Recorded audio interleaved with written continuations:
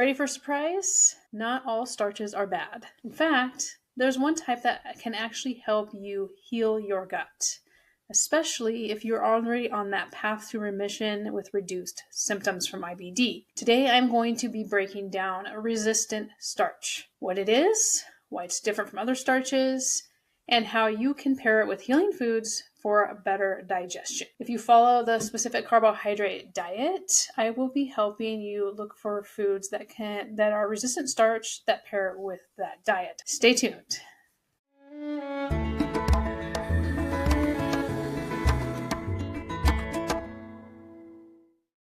Welcome back to Digestible Dialogues, and where I break down gut health in a way that's practical and easy to digest, pun intended. I am going to be talking about the world of resistant starch and its relation to gut health. I'm very excited about this topic because I have learned that a lot of people who follow a specific carbohydrate diet or similar diet and who have IBD feel like starches are a bad thing, but they are not. They are essential to our gut health. And so we are going to start looking into what they are and how that works. And I will also be discussing towards the end of this, can you get enough of these important resistant starches if you are on a CD diet? So keep with me here. This is going to be a really exciting and fun topic because I have been exploring more and more, 25 years of remission. I got to maintain that. And how do I maintain a healthy, strong, resilient gut? So that is where I am at right now. And I hope you guys are there or you are getting there. But resistant starches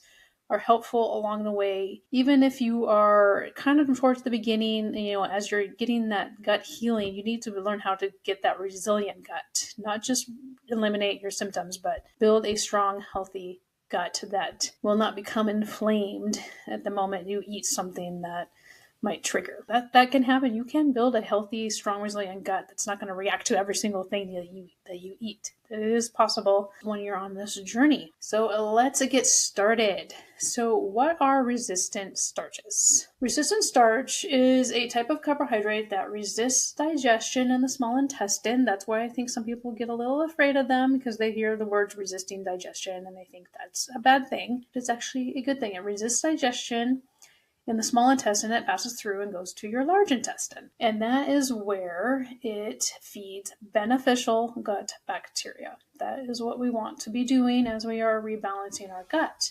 So unlike most starches, which break down into sugars, which is what we do try to avoid with IBD, we want less sugars. Resistant starch behaves more like a fiber and promoting the production of short-chain fatty acids, especially butyrate. So butyrate is very important. It helps keep your gut lining strong and helps repair it, especially if we have leaky gut. Butyrate is a very important component to healing and then strengthening that gut lining so it is not permeable and allowing things out of your gut where it shouldn't be. So resistant starch ferments in the colon. It feeds beneficial bacteria. It promotes gut lining health and it can help reduce inflammation. And as always, this is not medical advice. We're just doing things to help. There are no guarantees when it comes to medicine and our health. We're giving ourselves, our bodies, the best tools that we can to help it heal. So that is what we are looking to do. Unlike high fiber foods, resistant starch is often better tolerated by people with sensitive digestive systems because it lacks some of the fermentable fibers that cause bloating in some of us with our sensitive systems, whether it be IBD or IBS or any tons of things that cause people to have a delicate digestive system. So why is resistant starch important for IBD and gut health? First, let's go back to the role of butyrate, such an important component to healing our gut. Butyrate is a short-chain fatty acid that has been shown to reduce gut inflammation, support intestinal barrier function, and even improve immune response. So it helps regulate that immune system, helps our gut lining. So important when we have IBD is to strengthen and heal that gut lining. I can't even say it too many times. For those with IBD who are already in remission, and with mild symptoms, getting enough butyrate protection might help maintain that stability, which is what I'm talking about. So That is why butyrate is so important. We're building that gut resilience. Resistant starch has been linked to improved gut microbiome bacteria, so we're maintaining that balance. Feeding good bacteria while discouraging pathogenic bacterial growth. So it's not just a matter. That's why in my last episode, if you saw that, I was talking about healing foods being just as important, if not more important, than the restriction of certain foods. We need to heal. We don't just need to take away. We need to promote healing. And taking away can help promote healing, but you got to get the right food. Just eating any foods that are not those illegal foods, it may not be promoting the healing enough or as much as we want it to or as quickly as we want it to. And when you're like, I'm getting some results but not a lot, or I'm not getting results, we need to be looking at like what foods will actually help in addition to removing those foods that hurt. So that is what we're doing. So butyrate is such an important part of this whole thing. The other thing that resistant starches can help do and butyrate can help do is help control our blood sugar. It slows glucose absorption, making it helpful for our metabolic health. So our metabolic health does play a role. You don't just think of it as weight loss or gaining weight or losing weight, but in our overall body function. We want to maintain that metabolic health. That has all to do with our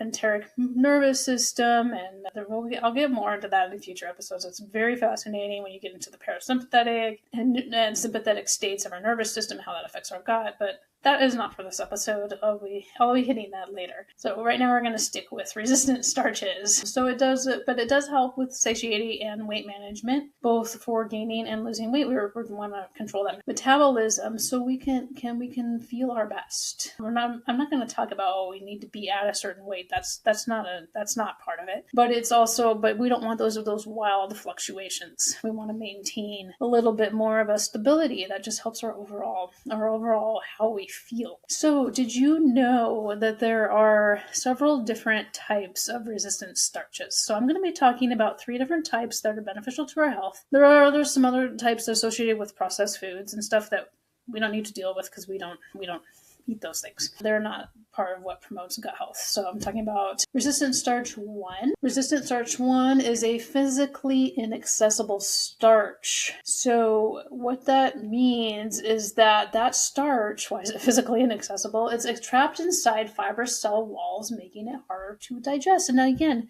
don't be afraid of those words, harder to digest. When you start reaching the healing state, the more stabilized gut state or remission, that is where we want to be. So that type of starch is found in whole grains. And now I'm going to be talking about all kinds of food here. So it's not going to be strictly SCD until a little later on. I will go into that a little bit more, but whole grains, legumes, and seeds like chia seeds, flax seeds, sesame seeds. So those make it harder to digest. So why is that beneficial? Why do we want something that's a little harder to digest? Well, it feeds the gut bacteria more gradually and moderates your blood sugar spikes, which is also going to help your appetite. When I see people start a CD diet, they're all like, I'm starving. And it's not just because you are eating less, which you might be doing because you're trying to figure out what to eat, but it also is you might not be eating satiating foods. So these types of foods can help, with your appetite. You might not be able to quite tolerate them yet, but that's what we're working towards. But so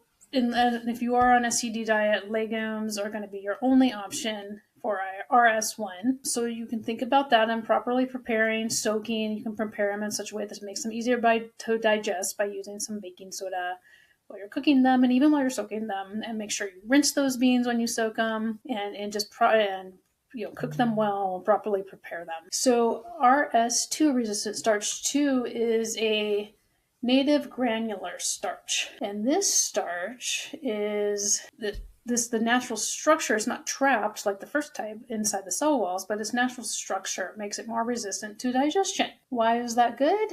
Because it has a very high butyrate. So resistant starch 2 has the highest butyrate production and is also kind of the hardest to get because it is found in raw potatoes, grain bananas, grain plantains, and I'm talking about like very minimally cooked plantains. You can't eat plantains raw. It's probably got the highest in raw, but you're not going to eat plantains raw.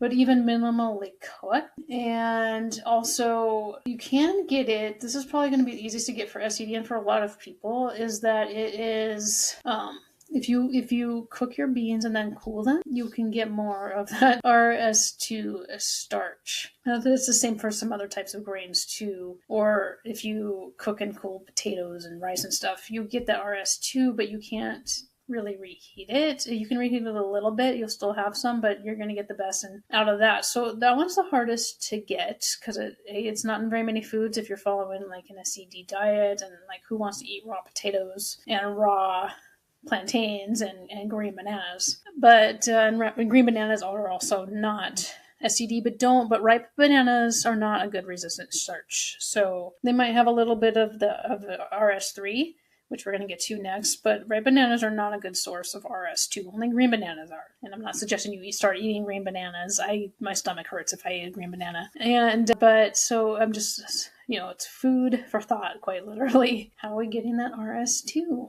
And I will get getting to that a little bit later too. But so SCD diet, RS2 is a very, very difficult one, but we can cook and cool beans. You might have to, making like a cold bean salad and stuff will help you get that. RS3, retrograded starch. What is this? Starch that gelatinizes when cooked and recrystallizes when cooled, making it resistant again. So that's another component where you're going to cook those foods and cool them. You're still going to get your RS3. It's not as hard as the RS2 where a lot of times you want the raw. So this provides, the benefit of RS3 is that it provides short-chain fatty acids that help with digestion and are easy to incorporate. And these are found in cooked then cooled potatoes, cooked then cooled rice and pasta and beans. So you can cook and cool your beans, you're going to get a couple kinds of starch there. The other things are not SCD friendly, unfortunately. That's kind of why I've personally started incorporating some of these things into my diet to get more resistant starch, to maintain that long-term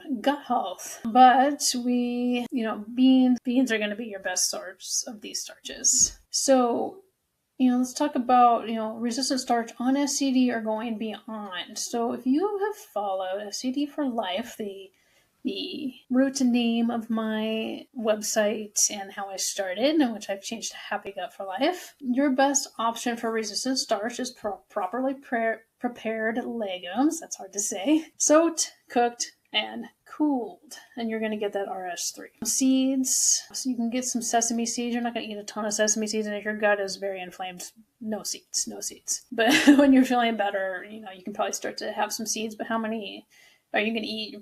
Like, again, legumes are going to be your best bet. But some people who've been on a SCD diet for a long time start to do some non-SCD starches like green plantains. You can lightly steam those and to get them soft enough to eat. I love to roast them and fry them and eat them well cooked. But I'm just, this is information about how to get RS2. Cook then cooled rice or potatoes. I know a lot of people eat both of those things. I eat sweet potatoes.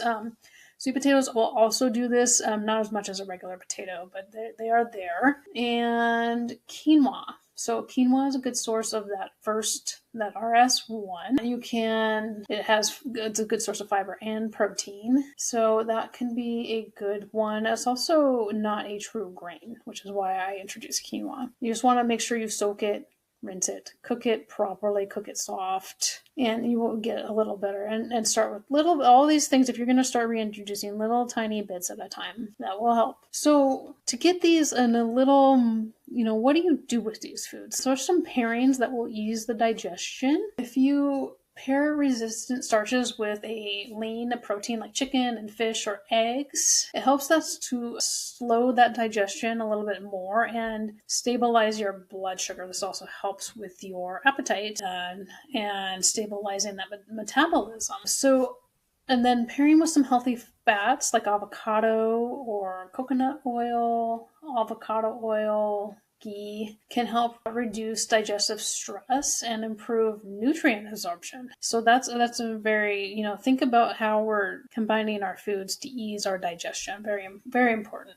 So, and fermented foods for microbial support, you pair resistant starches with sauerkraut or kimchi or our homemade SCD yogurt. That enhances the beneficial bacteria. And then if you pair these starches with some herbs and spices like ginger and turmeric and garlic, it can aid your digestion and support your gut health. So all these things work together to do that. So, you can make, like I said, a cool bean salad that gives you the cooled beans. You mix them with some other healthy vegetables, and you can do it. If you put some acid on there, it makes them more digestible. You can use some smoothies. If you are beyond and you do want to try some green banana, use extreme caution, but you could blend it in a smoothie and try that.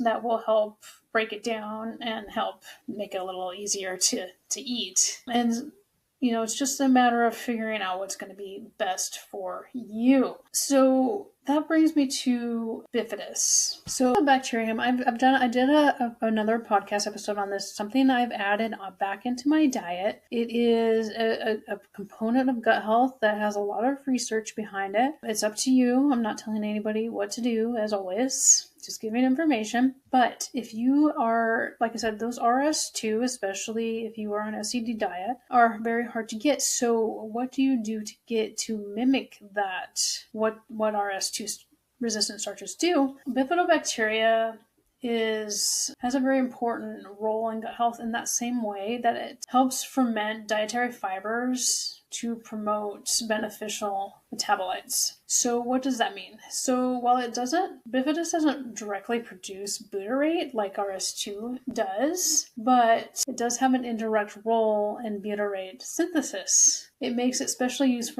for those of us not getting RS2 from other forms. So it just works with everything else to help butyrate get produced from those other resistant starches. So it's just something to think about. If we eliminate too much, we're not going to have that diverse, strong microbiome that we're trying to build. I've talked about this a lot, and it's very important to me that information is out there, because there are a lot of people, proponent that reduction is the only way to get rid of our symptoms. But what do we do in the long term? I can't tell you how many people that I have talked to that say that they've followed SCD diet 100% for years and years, which is what I did, and then all of a sudden it stopped working. Well, it could be that you're getting a lack of diversity in our microbiome also causes dysbiosis, and that will still allow the bad bacteria to grow, even if we're not doing things that feed them, via foods that aren't allowed on a SCD diet,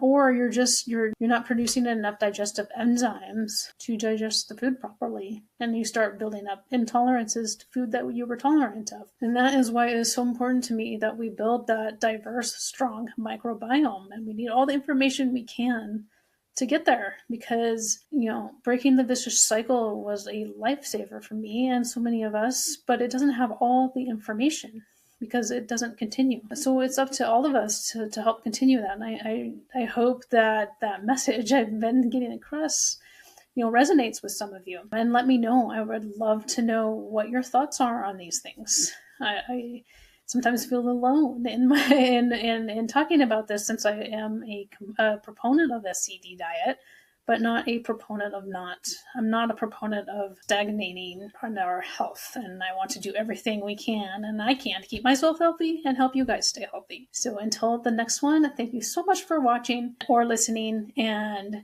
be sure to subscribe and leave me a comment. I would love to hear back from you on these topics.